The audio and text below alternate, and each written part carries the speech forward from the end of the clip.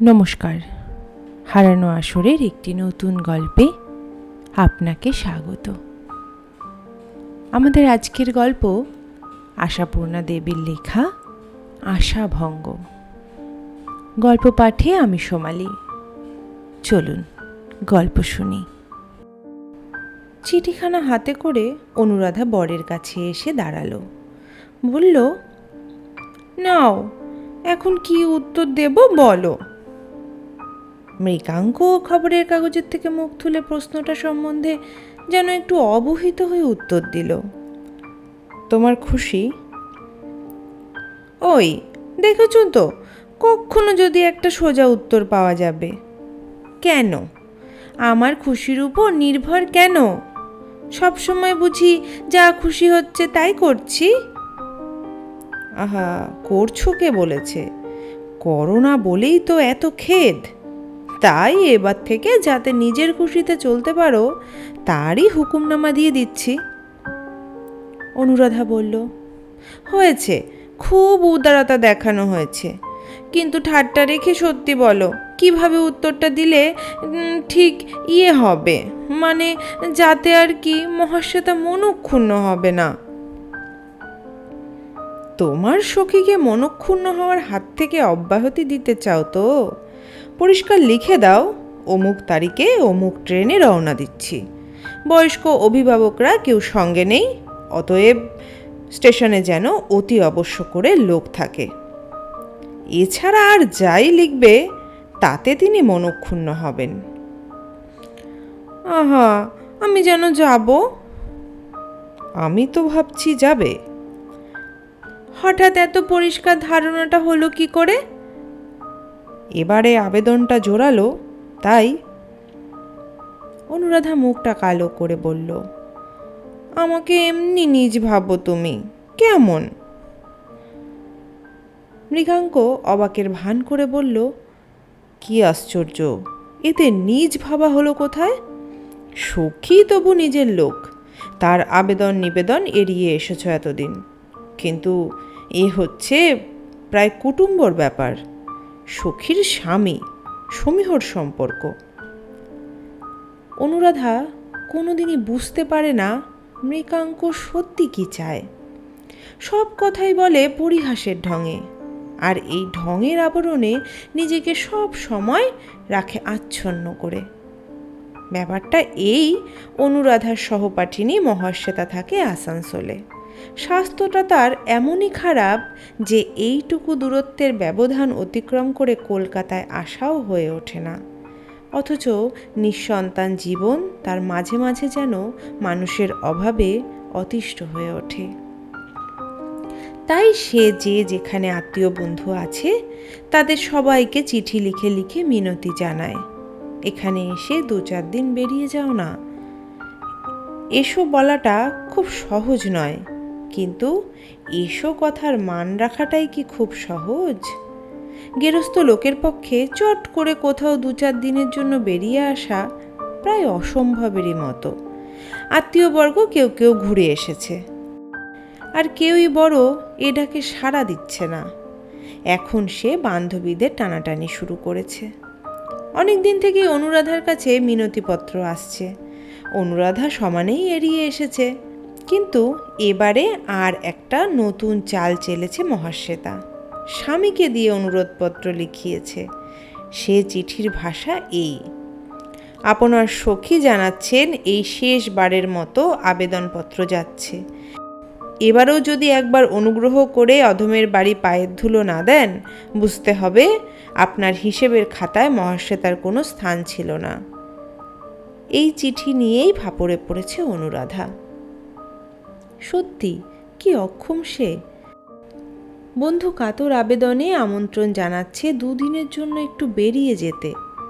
সে অনুরোধটুকু রক্ষা করবার ক্ষমতাও তার নেই। কিন্তু কেন নেই? সত্যি কি আর একটিবারের জন্য যাওয়া যায় না? আসানসোল কত হাজার মাইল দূরে, কত 950 টাকা ভাড়া। অবশ্যই সত্যিই যে মহাশ্বেতা অনুরাধার তেমন কিছু বন্ধু তা নয়। তার হিসেবের খাতায় মহাশ্বেতার নাম সত্যিই লুপ্ত হয়ে গিয়েছিল। কিন্তু এমন আত্মীয়তাকে ছেটে উড়িয়ে দেওয়াই কি ভদ্রতা না মনুষ্য ধর্ম? গেলেই তো হয় একবার। কিন্তু মৃগাঙ্ক এক অদ্ভুত জীব। বলে না যে থাক যেও না, অথচ যাওয়ার কথায় মোটেই গা করে না। 5-6 দিন হয়ে গেল চিঠিটার উত্তর দেওয়া হয়নি। অনুরাধার আজ মেজাজটা খাপ্পা হয়ে গেল।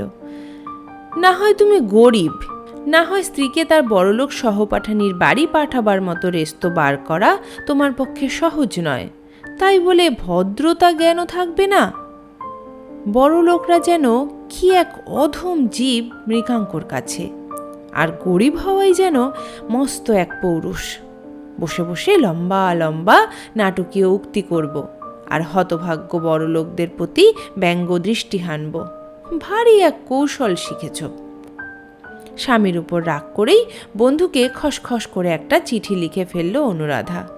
সেই মৃগাঙ্কর নির্দেশ মতো ভাষা, অমুক তারিখে অমুক সময় রওনা হচ্ছি, সঙ্গে বড় কেউ থাকছে না, স্টেশনে কর্তাকে থাকতে বলো। চিঠিটা লিখে স্বামীর সামনে ফেলে দিয়ে চলে গেল নিজের কাজে। মৃগাঙ্ক ওটাকে তুলে নিয়ে ঘুরিয়ে ফিরিয়ে দেখে ঈষৎ হেসে পকেটে রাখল। ডাকে দিতে হবে, যে কোনোভাবেই হোক অনুরাধা যে এবার যাবেই এ যেন ও এঁচে রেখেছিল। চিঠি তো ডাকে গেল, মান খুইয়ে অনুরাধাকেই আবার এ প্রসঙ্গ তুলতে হয় রাতের বেলা। আমিও লিখলাম রাগ ভরে, তুমিও গটগট করে গিয়ে পোস্ট করে এলে। হাতের ঢিল ছোড়া হয়ে গেল, এখন কি হবে তাই ভাবছি। এত ভাববার কি আছে? বাহ, ভাববার নেই। 7 জন্মে যাই না কোথাও, পরণ পরিচ্ছদে তেমনি ছিঁড়ি হয়ে থাকে। ছেলে মেয়ে দুটোর তো জুতো পর্যন্ত পেনশন নিয়েছে। যাই হোক, কিছু বিছানাও নিতে হবে। যা হবে তা তো করতেই হবে। একটা ফর্দ করে রেখো, কি চাই না চাই। কথাটা বলে যেন বাকি কথার উপর জবনিকা টেনে দিয়ে পাশ ফিরে শোয় মৃগাঙ্ক। নিষ্ফল আবেগে মাথা কুটতে ইচ্ছে করে অনুরাধার। এক কায়দা, চিরকাল এই এক কায়দা, ভারী যেন তালেবর একেবারে।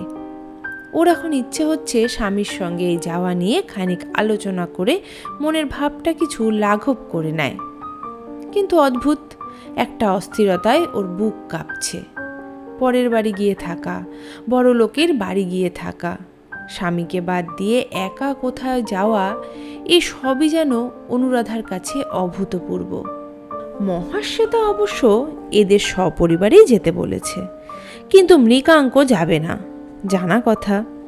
প্রথম দিনই ও চিঠি দেখে বলেছিল, বটে সস্বামিক চলে আয়, ভদ্রমহিলার প্রাণে তো খুব শখ আছে দেখছি। সে যাক, এখন অনুরাধার কি হয়। মৃগাঙ্গর অগ্রাহ্য ভাব দেখে কথা বলতে রুচি হয় না, কিন্তু ওর যে এখন মরণ বাচন দায়, তাই আবার কথা বলতে হয়। ফর্দ করে রাখার জন্য তো লম্বা হুকুম দেওয়া হলো, আসবে কোথা থেকে শুনি। সে ভাবনা ভেবে ব্রেনটাকে হালকা করার দরকার কি, পেলেই তো হলো। লজ্জায় অপমানে চুপ করে গেল অনুরাধা। ইচ্ছে করে অপমান করে মৃগাঙ্ক, বেশ বোঝা যায়। ইচ্ছে করে, এই ওর চিত্তবিলাস। কিন্তু কেন, কেন মৃগাঙ্কর এমন নীচতা? অনুরাধা তো জানে না, এছাড়া আর কোনো উপায় নেই মৃগাঙ্কর। নিজের অসামর্থ্যতাকে ঢেকে রাখবার একটা আবরণ, এমন করে নিজেকে কঠিন আবরণের মধ্যে সুরক্ষিত না রাখলে যে অনুরাধার কাছে খোলা হয়ে যাবে। আর একবার যদি খোলা হয়ে গেল, তাহলেই অনুরাধা পেয়ে বসবে। তাহলেই সুযোগ পেলেই নিজের সংসারের দুঃখ জ্বালা আর অন্যের সংসারের সুখ সমৃদ্ধি সমালোচনা করতে থাকবে, তুলনা করবে, খেদ করবে, স্বামীর অক্ষমতাকে ধিক্কার দেবে।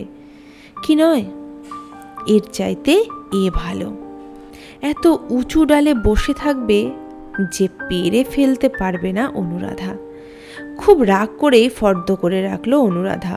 সুটকেস থেকে শুরু করে অনেক কিছু, ছেলেদের জামা, জুতো, নিজের শাড়ি, সেমিজ, বিছানার চাদর, বালিশের ওয়ারের জন্য লং ক্লথ, এছাড়া সাবান, মাজন, তেল, চিরুনি, এটা সেটা কত কি।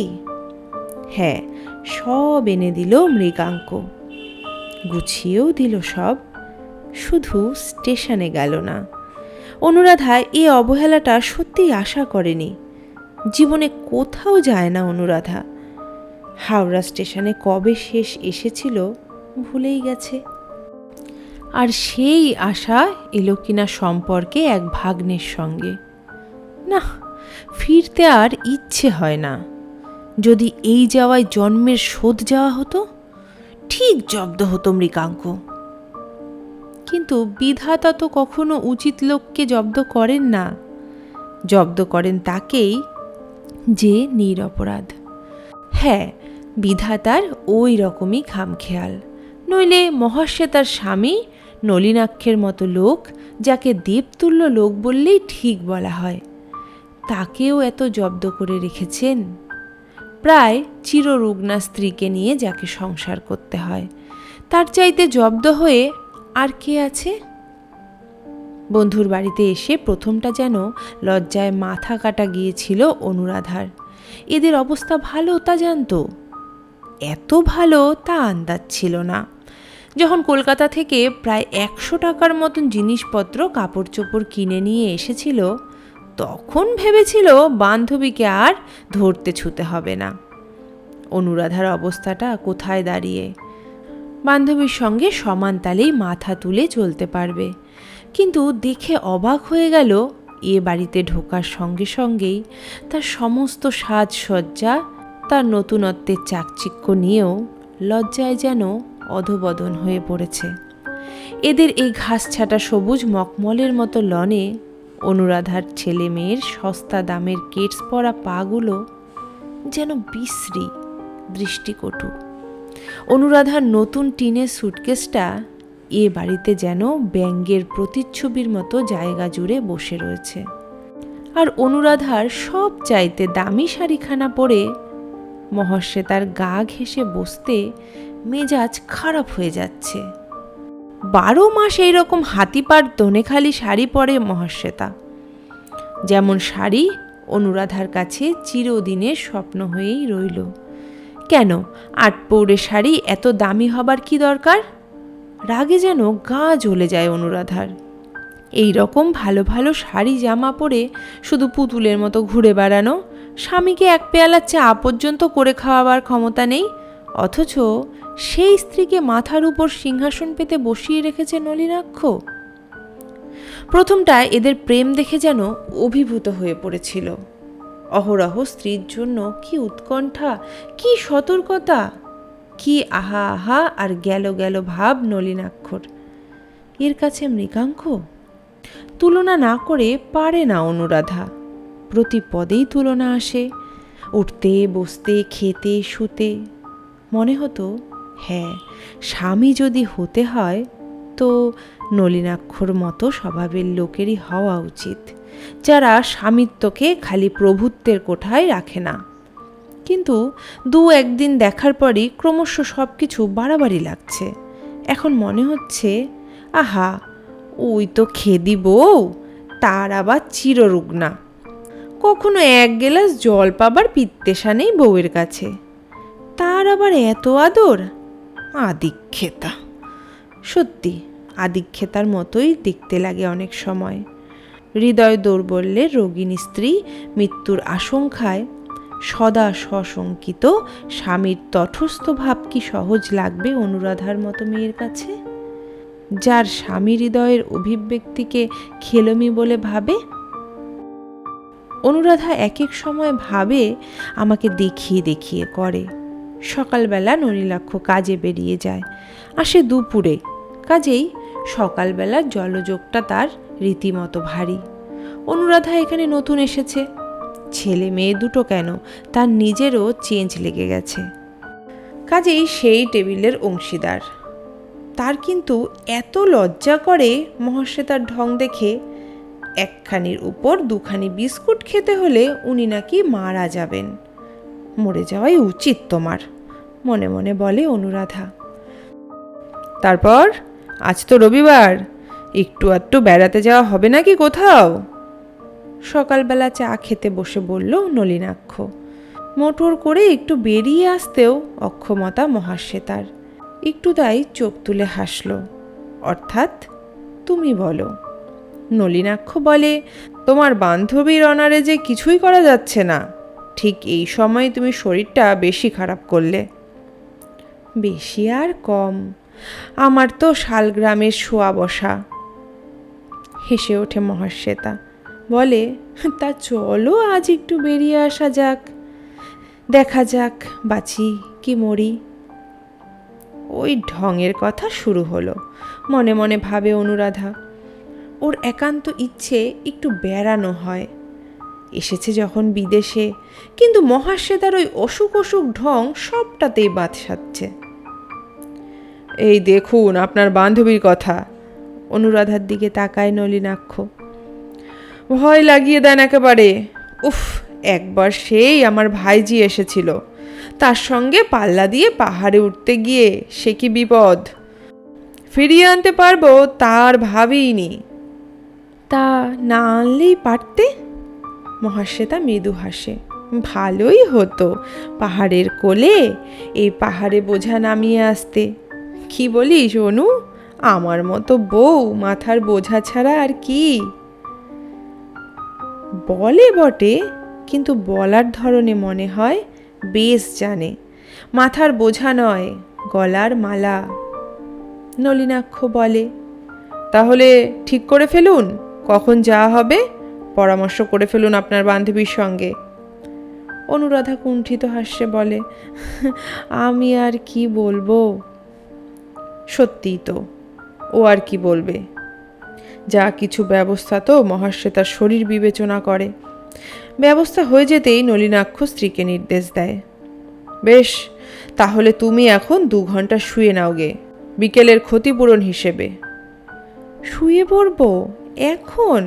বারে, পড়বে না মানে? তাহলে তোমাকে নিয়ে যাওয়া হবে না। কি বলেন মিসেস সেন? আমরা বেশ মজা করে বেড়াতে যাব, ওনাকে বাড়ি ফেলে রেখে। ন্যাকামি, মনে মনে এই সভ্য শব্দটি উচ্চারণ করে মুখে বলে অনুরাধা। পারবেন প্রাণে ধরে? ওই তো মুশকিল, প্রাণ যে চায় না। না লক্ষ্মীটি শ্বেতা, 2 ঘন্টা শুয়ে নেওয়া বিশেষ দরকার তোমার, একেবারে চুপচাপ। অর্থাৎ অনুরাধাকেও জানান দেওয়া, বেশি গল্প টল্প করা চলবে না। সত্যি মহাশ্বেতা গিয়ে শুয়ে পড়ে। এই বেলা 8টার সময়? ঠিক শুয়ে পড়ে না, পড়ানো হয়। নলিনাক্ষ নিজে আদর করে শুয়ে রেখে যায় ওকে। মহাশ্বেতা কুণ্ঠিত হাস্যে বলে, দেখেছিস তো ভাই কি জবরদস্তি। অনুরাধা বলে, আচ্ছা তুই শুয়ে থাক, আমি তোর ঘর সংসারটা একটু দেখে বেড়াই। এসে পর্যন্ত তোর রান্নাঘরটা পর্যন্ত দেখলাম না। এই মাটি করেছে, রান্নাঘরে আবার দেখবি কি? তা ভাই মেছুনির আঁশচুপটির অভাবে প্রাণ হাঁপায়, জানিস তো। অনুরাধা ঘুরে ঘুরে দেখতে থাকে ওর রান্নাঘর, ভাড়ার ঘর, চাকর বামুনকে খুঁটিয়ে খুঁটিয়ে নানা প্রশ্ন করে অবহিত হতে থাকে সব বিষয়ে। এত প্রাচুর্য নলিনাক্ষর সংসারে, এত ফেলাছড়া। এই লক্ষ্মীর সংসার যদি অনুরাধা একবার পেত, হ্যাঁ, দেখিয়ে দিতে পারত নলিনাক্ষকে সংসার করা কাকে বলে। দেখিয়ে দিত কটা টাকায় চালানো যায় আর কত টাকা জমানো যায়। এই সোনার সংসারে বুকের উপর চিরদিন পাহাড় হয়ে বসে থাকবে মহাশ্বেতা। ঘুরে ঘুরে যত না হোক বিরক্তিতে ক্লান্ত হয়ে পড়ে অনুরাধা। দেখা যাক, মহারানী পড়ে আছেন এখনো অঙ্গ ঢেলে, না উঠেছেন। যতই ওর উপরে রাগ হোক, ওর বামুন চাকর কী পরিমাণে চুরি করছে সে সম্বন্ধে ওকে হুঁশ ফিরিয়ে দেওয়ার জন্য তো প্রাণ ছটফট করছিল। ছি ছি, এইভাবে প্রতিনিয়ত অপচয় হচ্ছে সংসারে। যে টাকা মাথার ঘাম পায়ে ফেলে উপার্জন করে আনছে লোকটা, মহাশ্বেতার ঘরের দরজায় এসে দাঁড়ালো।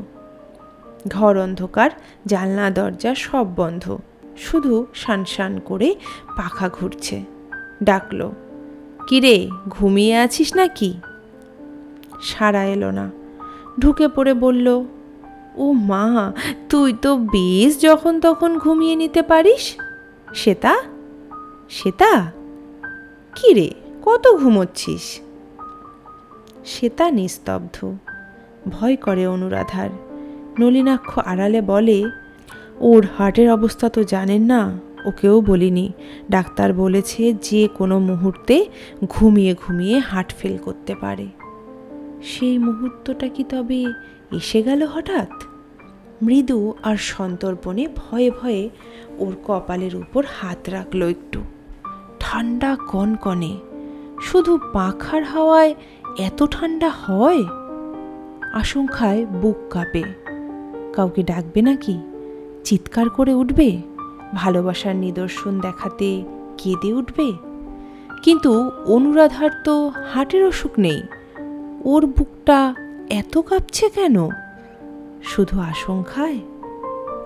আশঙ্কায় না আশায়? কিছু একটা হোক, কিছু একটা। এই ধ্বনি উঠছে যে মনের মধ্যে, সে কিছুটা কি? নলিনাক্ষর মুক্তি? কিন্তু নলিনাক্ষর মুক্তির চিন্তায় অনুরাধার এত মাথা ব্যথা কেন?